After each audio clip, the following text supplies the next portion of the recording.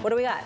Bad news on a housing standpoint, because housing starts fall by 6.8%. The forecast was for a 1.5% decline. Last month, they grew by 3%. Building permits also down by 4% after a 3.9% gain in June. The forecast was for 2%. So it looks like at this point that builders are not confident in their ability to either sell these houses or to get them built. If you look at the charts for the number of houses under construction, they've come way down at a time when they're having trouble finding construction workers. So that may be part of it. But also affordability is difficult, and it's just not a good housing situation. And I know Anne Marie's all over this. This is more of a political issue at the moment than even an economic issue, because everybody is upset that they can't buy houses. The Fed is going to be lowering interest rates, and that will help with mortgage rates, but mortgage rates won't go down to the 2s anymore,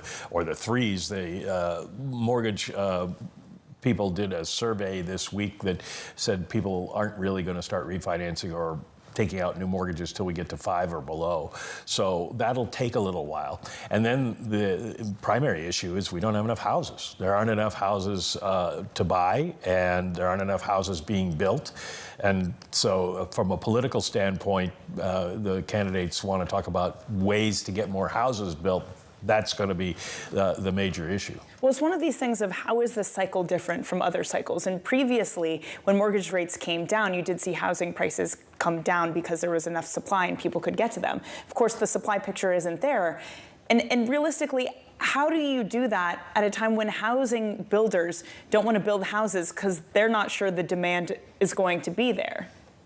It is difficult. They know the demand is going to be there. I think it's a question of when the demand is there. And if the builders don't want to be stuck with inventory that they had to work off. They did that for the last couple of years because they went into the COVID era building a lot of houses, and then all of a sudden people wanted to move, and they built more houses, and then people stopped moving because COVID kind of went away. And now we're at a situation where there's, in a couple of years, a lot of property coming online. Not enough, but a lot coming online.